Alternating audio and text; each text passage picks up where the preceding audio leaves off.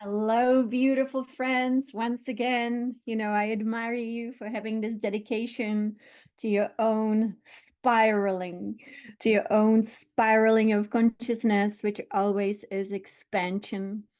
So, one would think that creation is about bigger and better, and that is the spiral, which means even though something already is so great, it is within really our divine self to always spiral into more. So creation is always also about becoming more, and not because something would be bad right now, but because there is always the next expression, even more perfect than the one before, of beauty, of divinity.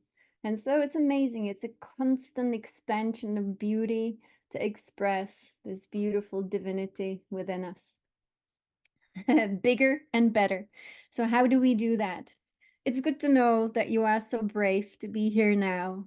I don't know, like when we compare it, for example, to the generation of our grandparents, that was such a different world. It was all just not much changing. It was just all a lot of density. And it was not easy to even meditate because not many people in this world were meditating. But now, what an opportunity. And that's why I think it's about being brave because we have one foot in the old world and then we have one foot and hopefully even more than that in the other world that we are here to really experience and birth. And that I think requires some kind of fearlessness because it means fearlessly letting go of the old self that also is within us. Isn't that so? So in the past, there was only the old self. People only had the old self, the lower human ego, really. Maybe just a tiny little bit of higher self if they really worked on it. But now it's the divine self. And the divine self is a radically different being from the old self. And so the fearlessness of letting go of the old self, that means letting go of our stories.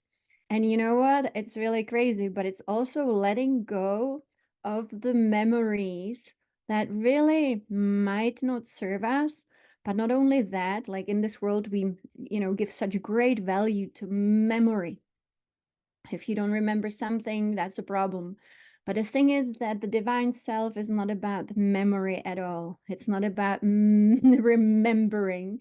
It is actually about being completely beyond memory. It is to be one with all things all at once. And the only one that needs to remember is actually what we would call the memory of cosmos. People call it many different names, but that's where it goes. It goes into these libraries. And so the beings don't need to then don't need the memory of things like what happened 10 years ago. I don't know. It's all in the Akashic records. So if we need some of this information, we can go and get it, but we don't have to carry it within us. And so part of our false identity is actually even our memory. Very often, very inaccurate. We might be thinking that we remember something what happened to us when we were 3, 4, 10, 15, 20, I don't know. But maybe, is it really so? And then, is it really valuable? So as we fearlessly let go of the old self, we need to be able to identify it. It is the most common self in this world. You would say, oh, that's just the human condition. Everybody has it like that. Everybody's a thinker. And the more you think, the better it gets, because that probably even makes you intellectual. Because if you think a lot, surely you're very intelligent, or you're possessed by your thoughts if they're not very good. So we give value to thought. But actually, that's actually part of, again, the fallen design. We are stepping into a completely new way of being instead of a new way of thinking, but also we will be letting go of the thinking. So we're going to have so much fun with this. When we are in our beingness, that is really only the thought when we create, and the thought becomes a really beautiful architect. When I visit these higher realms, I cannot even think that I'm thinking up there, but it's more perceiving through the heart center. But there's also such thing as having a creative thought that assists the heart in creation. So the architecture, giving birth to the new. constructing it within your mindscape, being the architect. That mind is the mind we want to be using, and we will be practicing here together. This amazing higher mind of the divine self is the mind that is not at all concerned with what is. It's also not at all concerned with what was. That is the lower human mind. This higher mind of our divine self is the divine mind. It's, in a way, you would say, the mind of God. And you cannot think of the divine mind as someone or something that is so concerned with problems. That is the lower human mind. The divine mind is always the solution bringer. It has all the solutions. Everything is solvable at the level of the divine mind because it is unlimited and inexhaustible. It is not limited by what is. That's the biggest difference between the lower human mind, because the lower human mind can only think within the box. And even people, when they say think outside the box, yeah, that's nice. But still, there is another box, and then another box, and then another box. But the divine mind doesn't have any boxes. The divine mind is one with your God self, where all possibilities are inexhaustibly available to you. Isn't that amazing?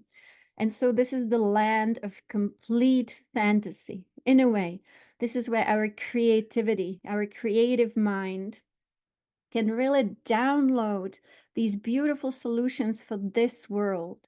And it is all about making ourselves available and understand the difference and then catch the old mind. The old mind is mind that we acquired in this fallen, we are in a still fallen design of a world, really. And so that's why it requires some kind of fearlessness to be able to let go of the old mind. The old mind, you all recognize because we all recognize it. There is no suffering in the new mind. Of course not. Suffering is not part of actually our original design. This is a huge story, and you will recognize the story from many different teachings. I'm going to look at it the way that I saw it myself. I started seeing a lot of different things around the earth in 2020. So for me, like, I've been meditating all my life, but the thing is that in 2020, something happened. And it all actually started in October 2019 when the beloved Yogananda came and he said, hey, things will start changing on planet Earth and we will be purifying. We will be actually, this is what he said, there will be cellular purification taking place in humanity on planet Earth. And he told me in October 2019. I had no idea what he meant. Cellular purification. And of course, then 2020 came. And I started to experience these visitations at night. It was all these beings coming, and they were all concerned about purifying the bloodlines and purifying the DNA and purifying the cellular waters. So a lot happened. And the next thing that happened, I started to see the earth almost every day. I would like zoom out and I could see the histories and the futures and the present and everything within the earth and in the earth. So it was very exciting. And so one of the things that I saw, so I'm sitting in my meditation room, and in my meditation room, I have actually a bed as well as a meditation chair, because sometimes meditating while laying down, you would call it sleeping or taking a nap, but actually I mean meditation while laying down.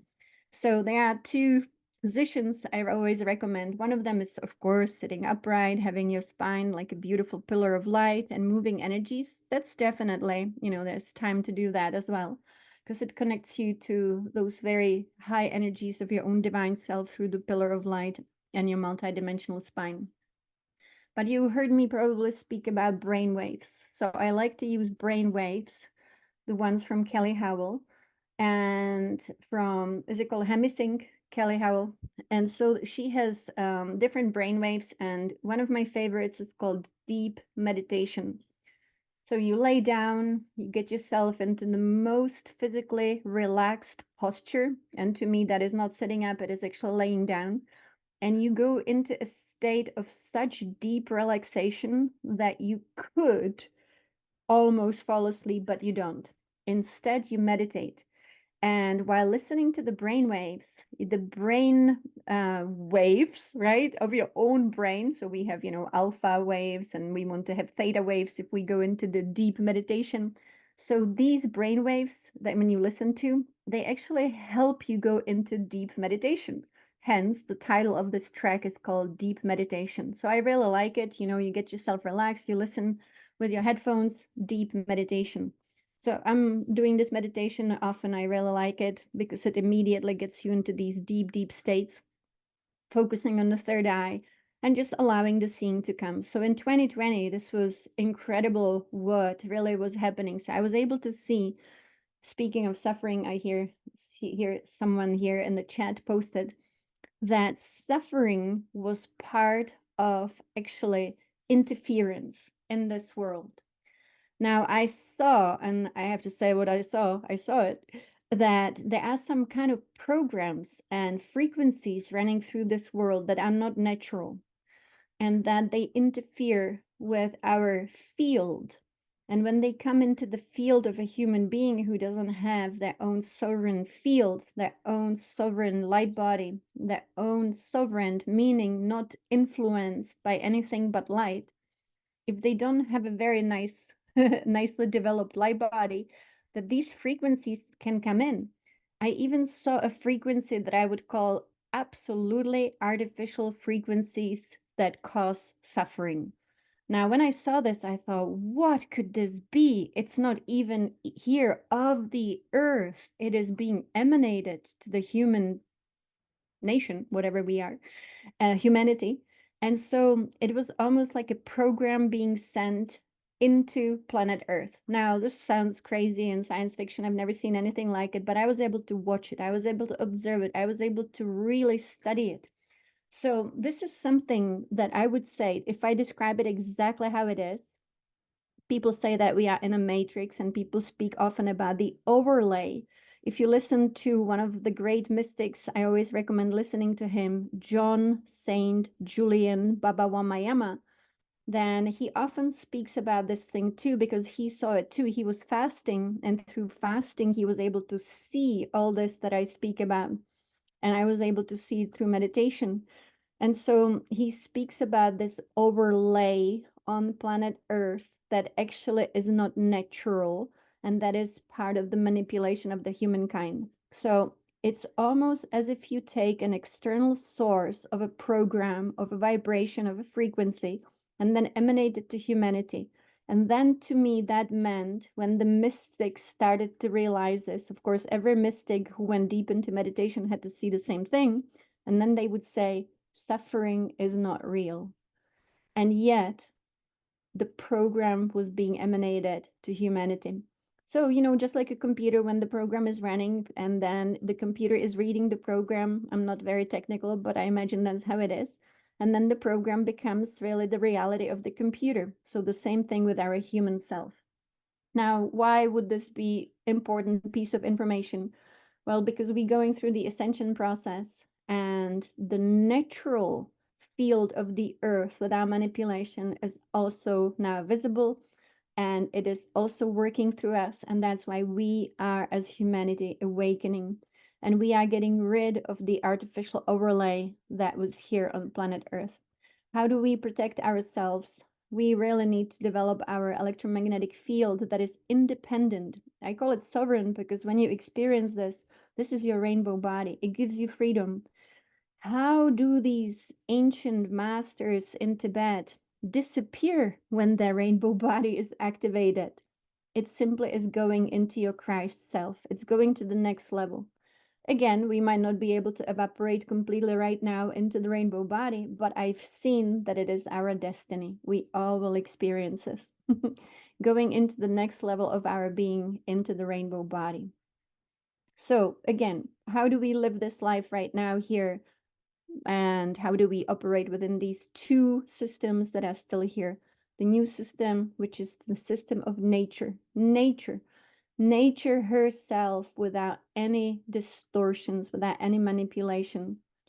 And then we still have the residue of this old system. I actually was listening to one near-death experience, and I'm going to play that one, where a monk, And I think he's in San Diego as part of some kind of monastery. I don't know exactly which one, a young man experienced what he calls near-death experience, but then he said nothing was really wrong with him. To me, what he's describing is actually a profound out-of-body experience where he associated it with near-death, even though really he didn't have any condition. He said he was just laying down and he felt like his heart stopped beating, and next thing you know, he's out of body. But exactly that we actually experience when we travel out of body. And then he went to see the doctor and they checked everything and there was nothing wrong with him. So let's say that he had an amazing spontaneous out of body experience. And so I'm going to share it and pay attention to what he says when he sees the earth. He actually sees the original, beautiful, natural emanation of the earth. And this is a recent one. It happened to him last December. So it's good to actually pay attention to these new out-of-body experiences and new near-death experiences where people are actually seeing these changes that have taken place. Because there's not really much value listening to these near-death experiences that happened 20 years ago when the design was not at all anything like it is today. So this one is really valuable, December 2023. And so I'm gonna and okay, so he sees the overlay too. He can see the artificial overlay of the earth. And so here is this young man. I'm not sleeping at all. I'm still wide awake, but I actually feel the sensation of my heart stopping. And I felt my last beat. And when I felt my last beat is when I felt my last breath. And it was very distinct, a very distinct feeling to know that that was your last. And I knew it was. And at that point, I started feeling the sensation of crawling out of my chest.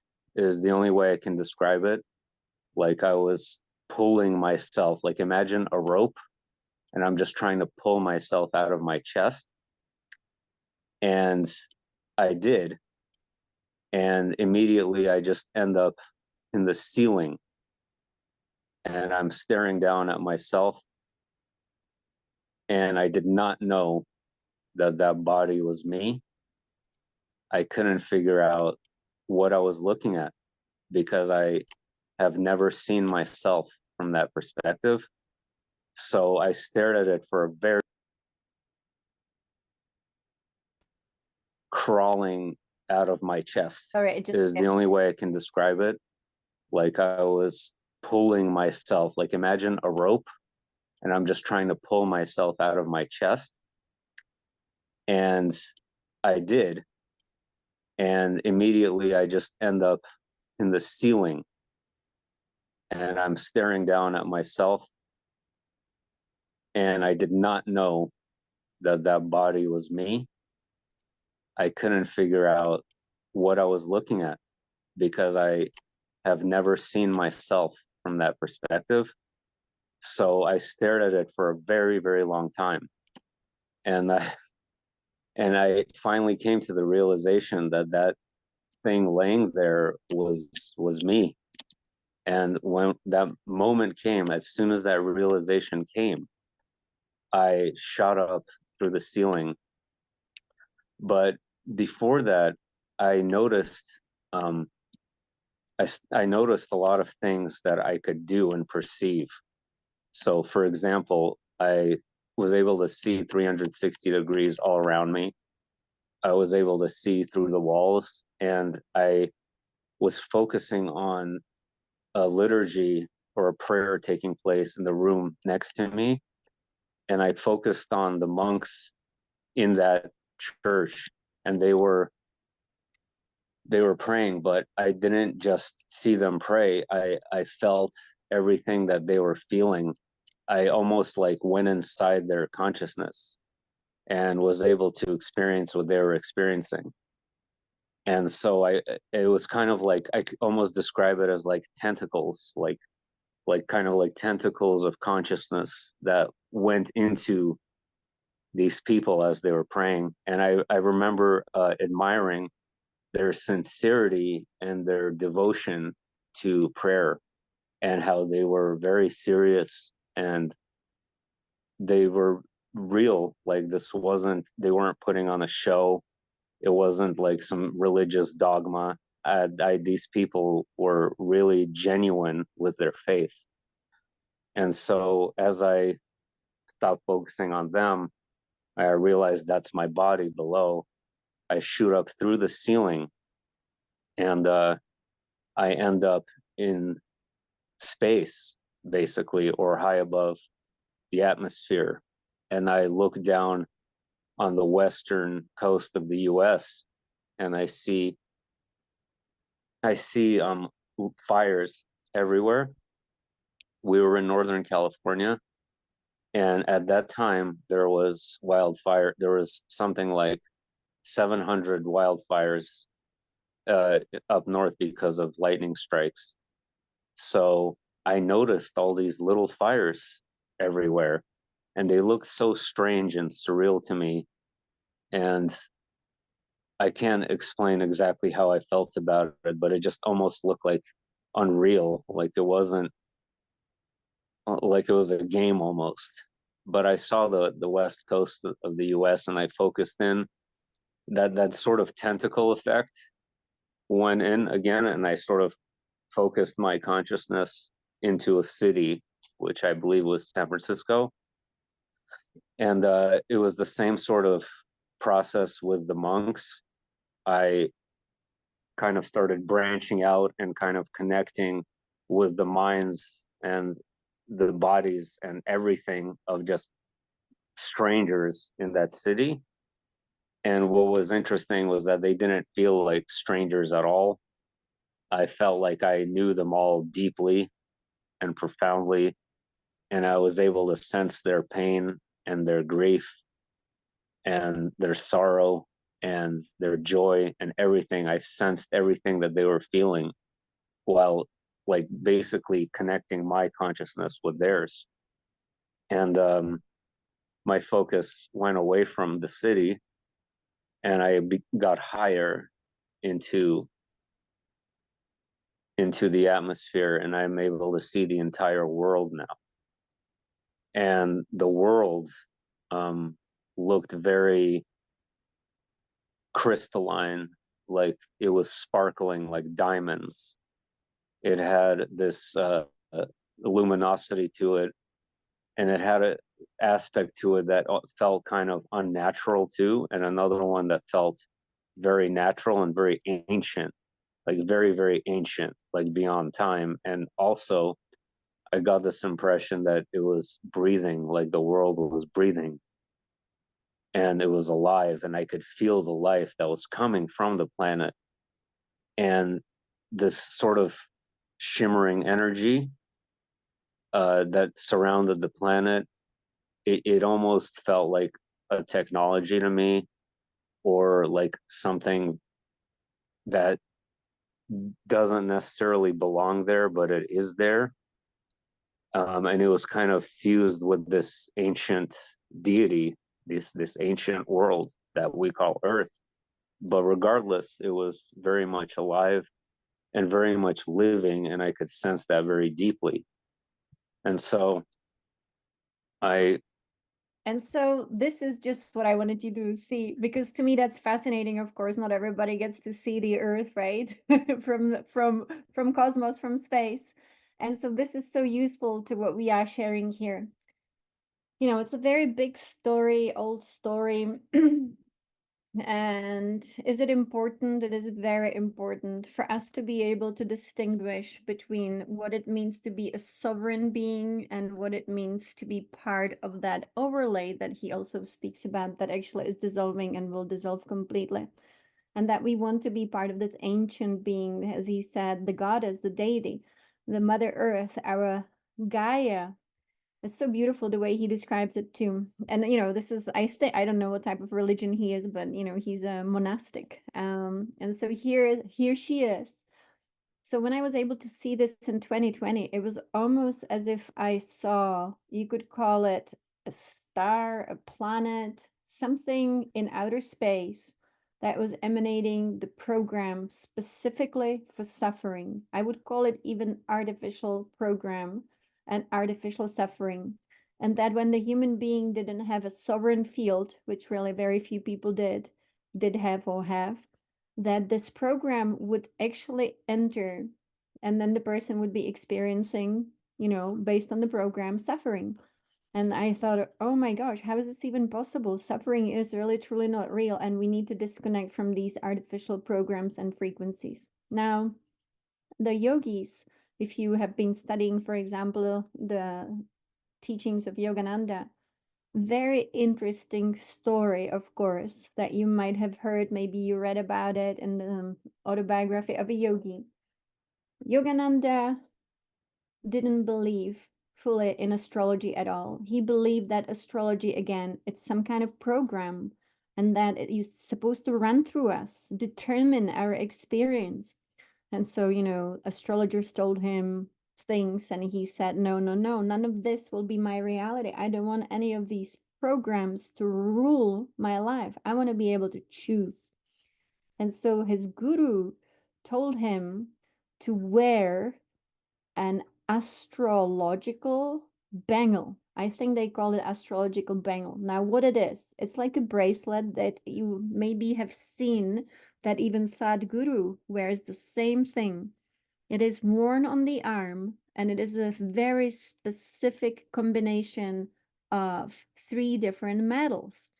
Now, I don't wear one because I know this is a different time, but it's to me fascinating to think that, in like when his guru was alive, it was like 1890 something, at that time, they figured out how to disrupt these artificial programs.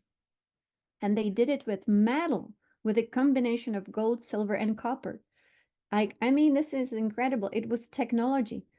And so Yogananda was wearing one, his guru was wearing one, and I think you will still see Sadhguru wearing one. But again, I really think, yeah, these bangles, I think they are extremely expensive because of the amount of gold and silver that you need. I don't know how copper is expensive, but yeah, they cost a lot.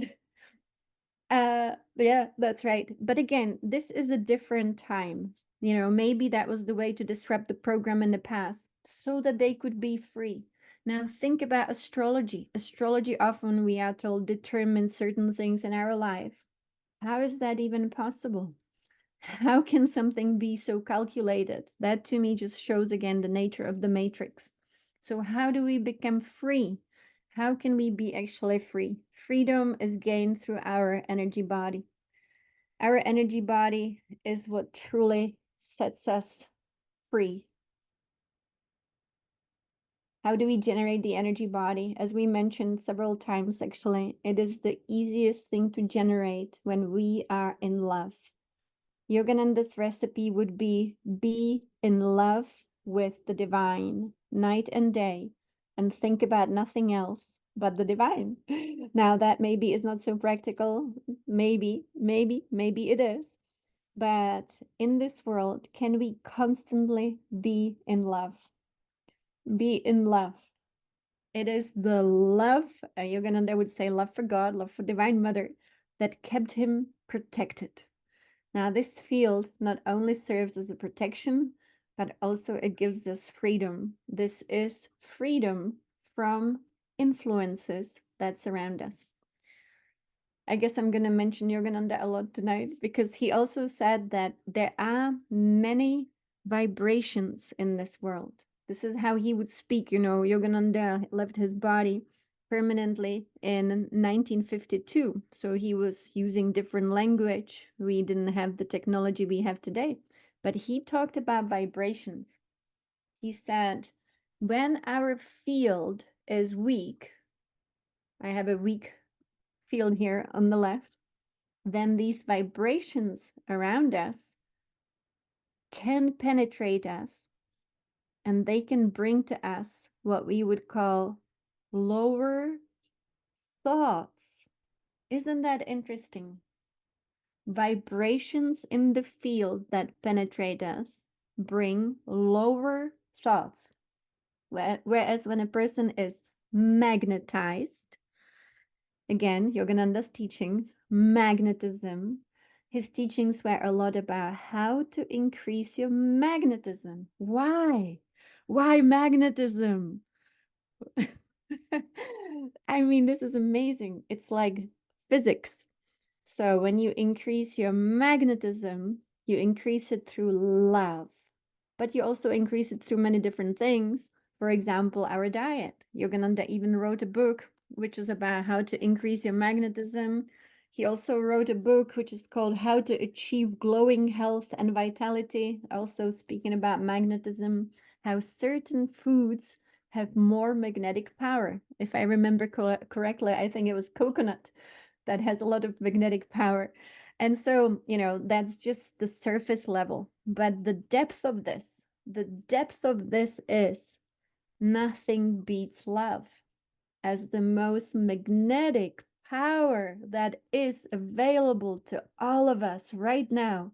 If only we love something in someone, or, just really loving something so unconditionally, like Divine Mother. She's a sweet girl, very lovable, and she is the mother of magnetism anyway. So going to something that cannot fail us. Again, Yogananda says, loving human beings, maybe. He always says human beings will actually, he didn't have a very good opinion of human beings. He said, don't trust anything and anyone because human beings, they fail. But Divine Mother will never fail us. Again, whatever preference you have, but having a solid relationship with your own divine self will allow us to always feel the love. Love is a self-generated magnetism. It's not external. It is produced internally. And so how do we every day attune our magnetic field to massive amount of love? And so much love, I practice like you do, right? And we practice every single day. Can you make yourself cry tears of joy when you generate so much love that you just explode with that love and the next available option is crying tears of joy? Yes, you can do it. I know that you can do it. I know that we can do it. And it's kind of fun to play with this being that we are in this world. To go into, people call it worship. I don't like the word worship, but it is about gratitude. When you stand outside under this shimmering, shining sun, receiving the codes of consciousness with your bare feet on the ground, the birds are singing, the squirrels are hopping above you, around you, who knows what's happening, and you just sing your song to the divine, and next thing you know, the tears of joy come, and you have the best magnetic field ever. And then you can expand it and expand it. The more love we feel, the bigger our magnetic field, which again brings us back to technology. Is this measurable? Yes. I like to measure these things because it's nice to see the difference when this happens. So the technology that I have, for example, is a technology that measures the brain waves, and that's why I recommend Kelly Howell. Really, any recording from Kelly Howell is going to change the brain waves.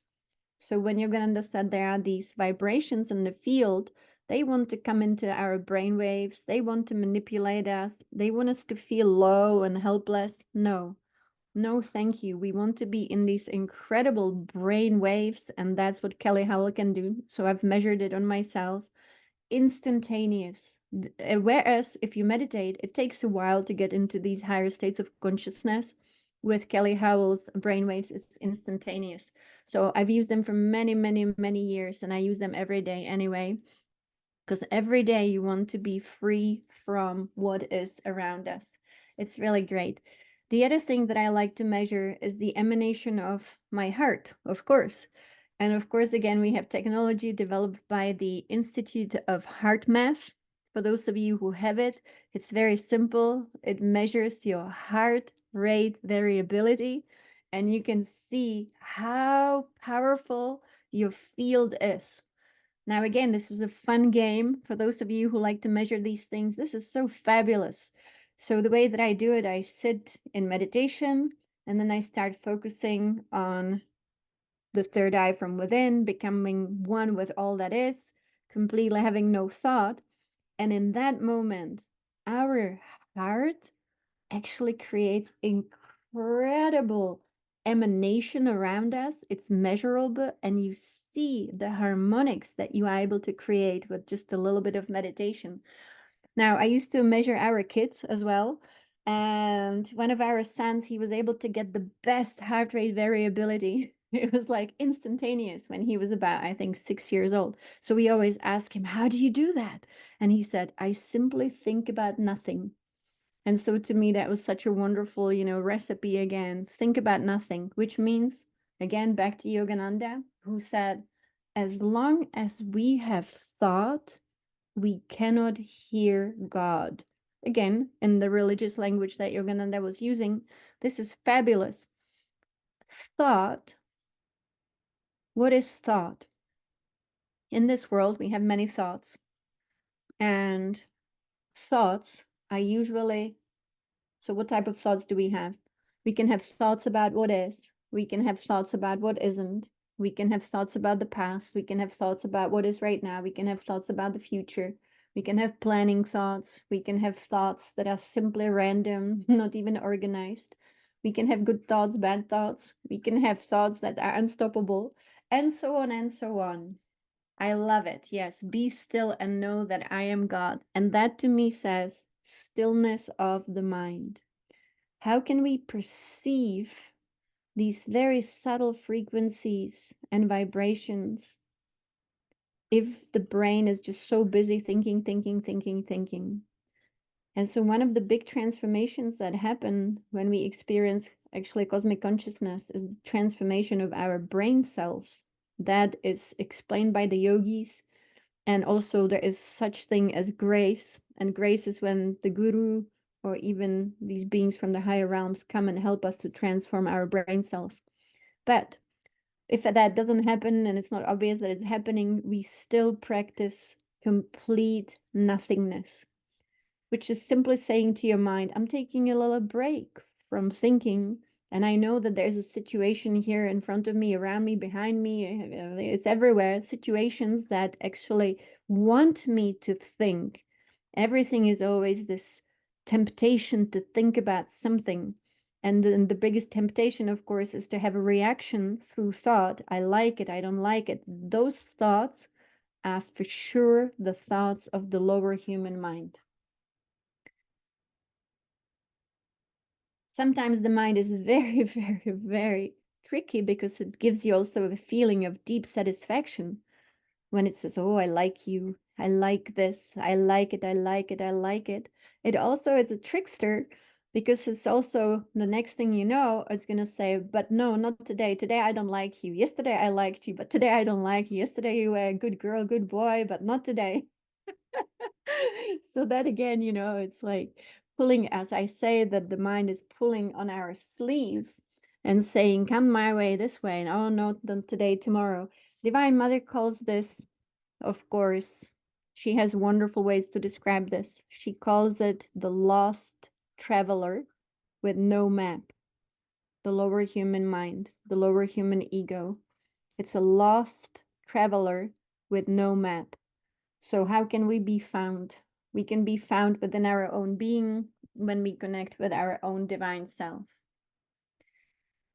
Can we experience silence? Very seldom.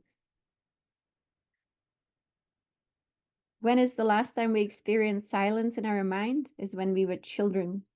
And all of us surely have memories, hopefully, of what it was like to just be playing. What was that like? When is the last time we got to just play without the thinking, without the judging, without even, the planning thoughts? Because sometimes it's planning thoughts, isn't it? Kids don't do that. Isn't that amazing? Just going back to be like children, to enter the queendom of heaven. And that's for sure not to be, it speaks about our mind, the timeless feeling. That's right. The joy of being totally engaged with just what is and what is moving through us, and not doing something because we have to do it, but because we love doing it. Isn't that amazing? The love, just going with the love. Now, this is something that actually is happening through all of us again. And that's the beauty of this ascension process, because it's truly the nature. Nature. Hopefully, we are still the generation that got to play in nature. How important is to play in nature? Absolutely essential. And why? These bodies that we have, they went through a lot, and they went through the fallen design. The fallen design meant that the human being will no longer feel nature. And that was actually part of the fallen design. If the human being doesn't feel nature, which is actually the cosmic mother, then the human being can easily be manipulated into this and that through any vibrations that are being sent, because human being does not feel the love of nature. Nature emanates pure love. She's the Shakti. She is the rainbow light. And so these days, right, for example, I do Qigong, many of you do Qigong. What is Qigong all about? It's opening the channels so that we can feel nature. What is yoga doing? Opening the channels so that we can feel nature. What does Sadhguru teach? Inner engineering, so that we could feel nature. What did Yogananda teach? Kriya Yoga. Why? Magnetizing your spine. Why? So that we again can feel nature. And not just any nature, cosmic nature in all things. So not just nature that you would find in this on this beautiful planet, but cosmic nature. After all, we call it cosmic consciousness. But of course, we are beings of planet Earth and these physical bodies. The physical body is of the planetary nature, perfectly designed originally to receive planetary nature, to receive solar nature, to receive cosmic nature. So little kids, I have a granddaughter, so I like to watch this from a different perspective now of like, ooh, so what is the body elemental doing? What is the divine self doing? And you see how little kids are moved by nature. They are so moved by nature. And then, us in this different generation, we have to do the things like Qigong and yoga and breath work and meditation to be able to restore the original nature that we had when we were little kids. Isn't that fun? Animals, of course, too. So this is so fun. We are now restoring our original nature, and that will make us intelligent again. It will make us thrive again. It is inexhaustible. That's why when we talk about things like aging and disease and suffering and all of it, it is the fallen design that we are stepping out of. The new design is that all beings thrive. Is this possible? Of course it is possible. How could it not be possible? Could all human beings be healthy, happy, and free? Absolutely. That is, again, the original design for humanity. And that means these physical vehicles. Also, one of the things I wanted to speak about that I spoke about yesterday a little bit, it is not very efficient to be giving birth to beings through, actually, it might be fun, but it's not efficient, through just random, we would say, sexual act and then giving birth to children. It is exactly what we have here now, but Yogananda speaks about this in the second coming of Christ, that much more efficient is the higher dimensional design, where children are created through light, through intention, and through very precise coming together, not through a sexual act, but two beings coming together in terms of consciousness, and they create exactly, impeccably, their so-called offspring, but through a very different way. Now, again, second coming of Christ, Yogananda speaks about the difference between the fallen design and the original design. That, of course, is not, what's happening here on planet Earth right now. But I was thinking about, like, imagine Archangel Michael being born, through sexual act between two cosmic beings, and, then his mother having to be pregnant and giving birth to him. So again, it's fun to think about these things, that in higher realms, beings actually choose their form that they embody, and that the creation of beings does happen, but it's more about geometry, light, and sound. Again, maybe very futuristic for us, but I know that all of us remember that how all these things are done. So when I visited the New Earth, which for me is a really important visitation to bring back and share about, because then the beings are not thinking beings. They are actually very present in the heart, and everyone is living from the heart. And as we all live from the heart, it is not even partially closed on the new earth. No one experiences any wounding. And I know Patricia says, this is just the basics of it, the world without suffering.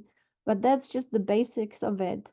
But it's generated because on the new earth, we all have fully functioning open hearts, and there is no overlay on this planetary body that we are here on. If you've seen the Matrix, they always have the numbers 0 and 1, 0 and 1, the binary code. The binary code is the code of the artificial matrix. It's the binary code is the overlay around the earth that was interfering with our perception and really still is, but that's okay. The new code for the new earth is what we would call multiverse code, and that is from 0 to 9. And so these codes do exist, numbers do exist in cosmos. You can see things being geometrical, mathematical.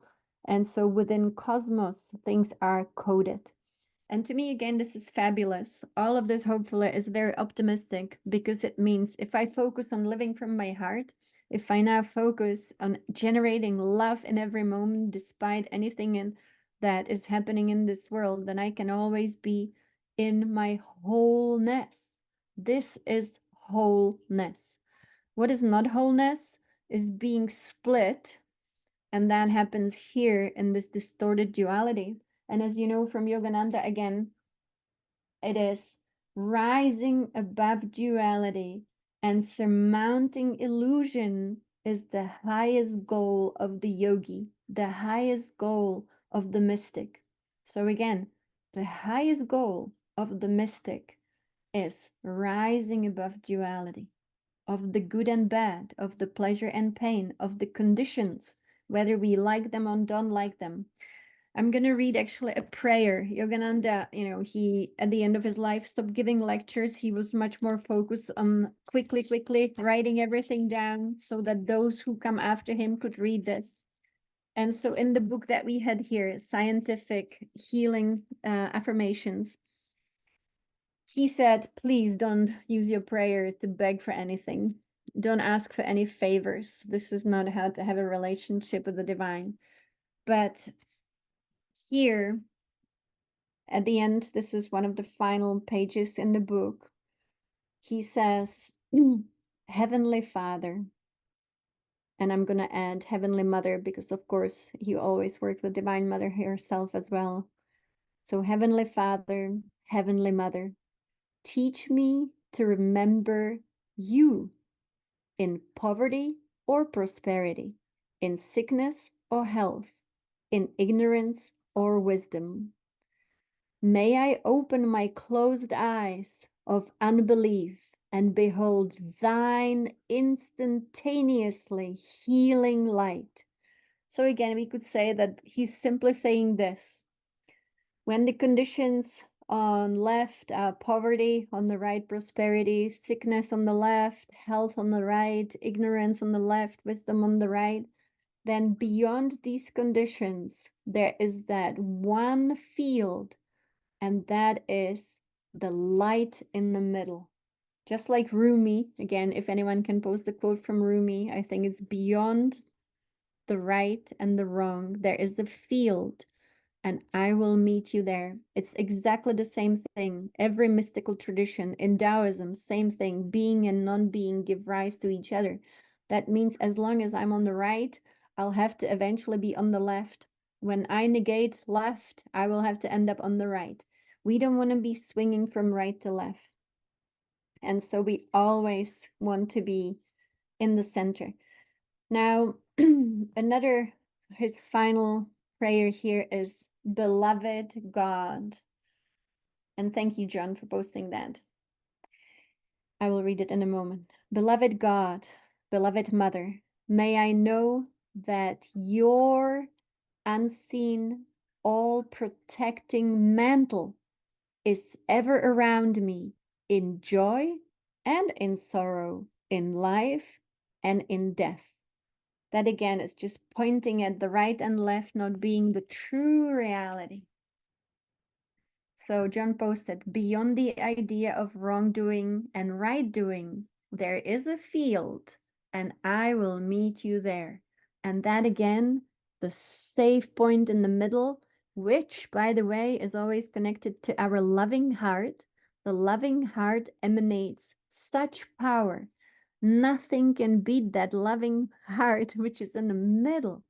Now, what happens? So I had experience of Christ consciousness for the first time many years ago after meditating for a really long time.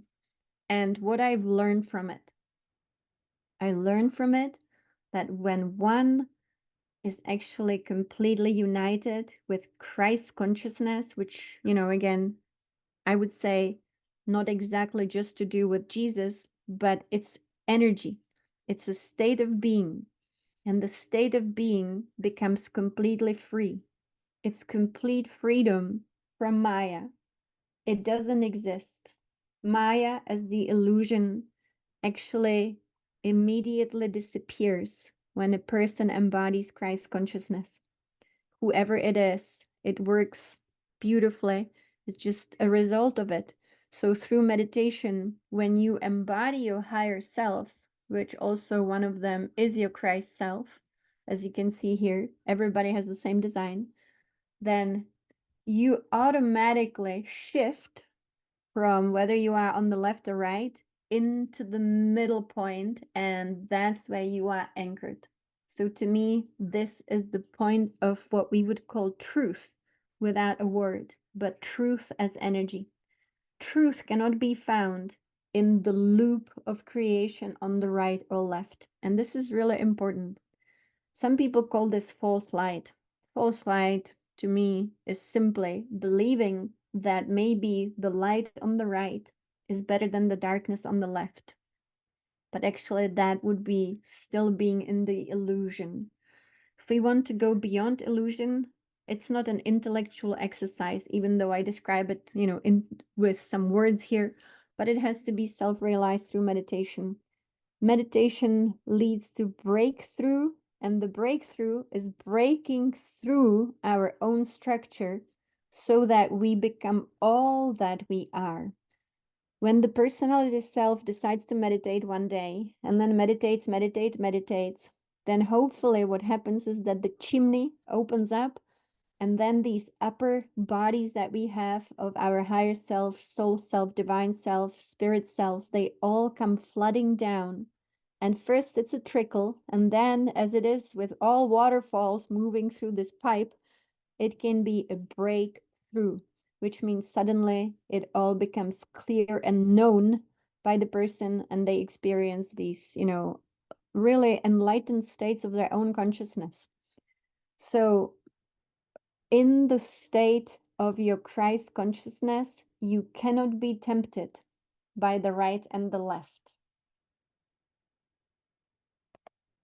Did Yogananda say it is duality that makes possible the birth of the many? Go out, go the one. Yes.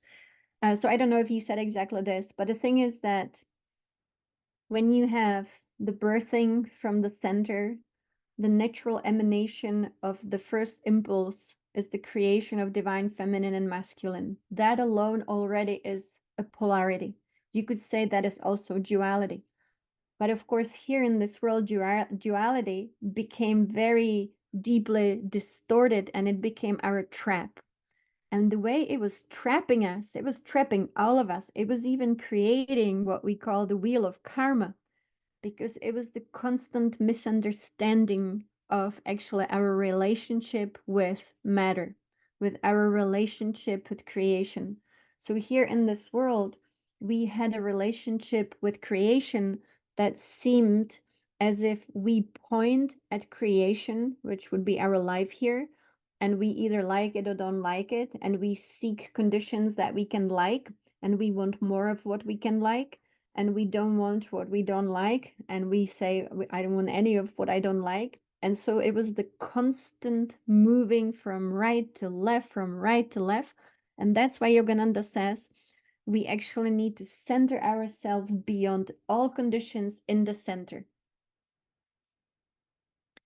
Earning, living, working, all of it, paying the bills, yes. So we again have to go to, it is what it is. The painting has been painted. It is all around us, and it is this world. But we all are artists. We are all creator beings. One thing we now need to remember, okay, the conditions are pulling us this way, that way.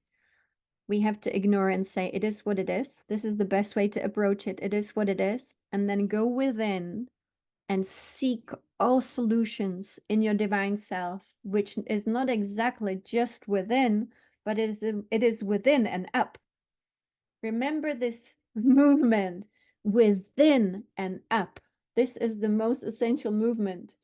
Moving in through the heart, devotional heart, the confident heart, knowing who you are, and then up the chimney to your divine self. Once you make contact with your divine self, all solutions are available to us. But this is something that needs to be done. To me, this is the transformation that we are seeking through meditation. And of course, again, this is a lifetime like nothing else, because now it's possible. And now it's possible like never before since the fall. And so within, and so abundance is one of the qualities of our divine self. Of course, how could it not be? But of course, it has beyond monetary system. I don't see our divine father, having a bank account with some digital numbers in it. And so, yes, we are in a world where we have some kind of painting already painted around us. It is what it is. This is the this is the result of all the things, but that's okay. You are here to be a complete novelty to this world, a solution bringer. And so I say, do not believe the hype. When these energies pull on us, we must also be brave enough to go within, because it is in our courage, actually, to say, okay, I get it. You're pulling on my sleeve, money this, money that, and whatever it is, sickness this, sickness that. But if I can, then I always can close my eyes and give myself a little moment to go within and seek the light of the divine self to bring a solution, and then project the solution onto the canvas of your reality. But a projector is a projector. We are projectors no matter what. Now, one more example. I spoke about it earlier on a call today. So the divine self, this is a wonderful, depiction here of a beautiful divine self, shining, shining, shining, shining. The divine self doesn't fully incarnate, of course. The divine self is one with God, one with the God self, but it sends light, not even sends it, it simply emanates light. So it is up to us to receive it fully and then to shine that light through us onto the canvas of this reality. So let's say, like someone here mentioned in the chat, money. So I don't want to focus on money. Money is a very fallen way of exchanging, but I want to focus on divine abundance where everybody thrives. So let's say I go to my divine self. I see poverty. I see people not having enough. Well, we have to say it is what it is, because it's already been painted. It's already happening. This is the result of the past. But you are the solution bringer. If you are the solution bringer, then you quickly go to your divine self. You go in and up. Up, you will find one of the great qualities of your divine self is complete abundance. And it's not 90%, it's not 80%, it's not a little bit of poverty and a little bit of abundance. It is just pure divine abundance at its 100%. So then you get in touch with it. Okay, are you one with? I am one with divine abundance. I am divine abundance. After all, I am. I am that I am. I am divine abundance. but it cannot come from the unconsciousness of not enoughness. If suddenly I'm thinking, I don't have enough, I want abundance, well, then I am caught in this right and left. If I give any power within me to lack, and then I want to create abundance, since I'm a projector of reality, then what am I projecting? I'm again projecting distortion, incomplete picture. My picture is again black and white. Again, I'm in the pendulum. So as long as I have any, and I would want to call it consciousness, but let's call it awareness. If I have awareness of lack and I want to project the opposite of it, I am caught in the game. And it's not a great game because it doesn't bring true solutions. But if I want to bring a true solution, I must be brave enough to let go of my awareness of not enoughness, not enough health, not enough money, not enough love. If I can let go of the awareness, which means I'm brave, which means I'm Christ-like, I am one with, at the center of all things, I am one with, I am all these qualities of the divine self all at once, then I bring the solution in my focus, in my divine confidence. I know that this is the only truth. And then I project that onto the canvas of this reality, and I have to insist, right? Because you're a projector. If you're projecting 100% of something, that takes focus. Because if the awareness of any lack of any of this comes in, I will start projecting distortion. So hopefully that made sense. And so we have to have fun with this. Practice, play with this. Nothing is actually static, right? It all responds to consciousness. And so when all of us start projecting, after all, this is again the archetype of the fool. The fool is so wise, not foolish, but so wise that the fool pretends like something doesn't exist. And one thing that the fool pretends that this picture on the outside here, so-called reality, is actually not all that real. And so only the fool, which is the highest archetype in our journey of the soul, the fool can pretend, just like a little child, that this thing is not all that real. And then it can play pretend, one of these divine qualities, and project them through their imagination and focus and playfulness without being actually in any way distracted by reality. And the child within you can project all of this and have so much fun with this. And then it's like an experiment. See what's next. And of course, next, you have to see some kind of shift within you and the synchronicities. We have to pay attention to synchronicities. They amazing these days are always showing us that everything is just happening the way we projected it onto the canvas of reality. So it's so beautiful. So let's go and have some fun. So our events will continue on my Tuesday. So if you are in Australia, you are a day ahead, New Zealand. But so tomorrow we don't have any events, but the day after we continue. And we will continue for 3 days in a row. And then we're going to conclude this lunar cycle. And so thank you so much. I will post the recording again on YouTube where I've been posting them so that we can practice. This is really, the high science of creation. So thank you so much and many blessings.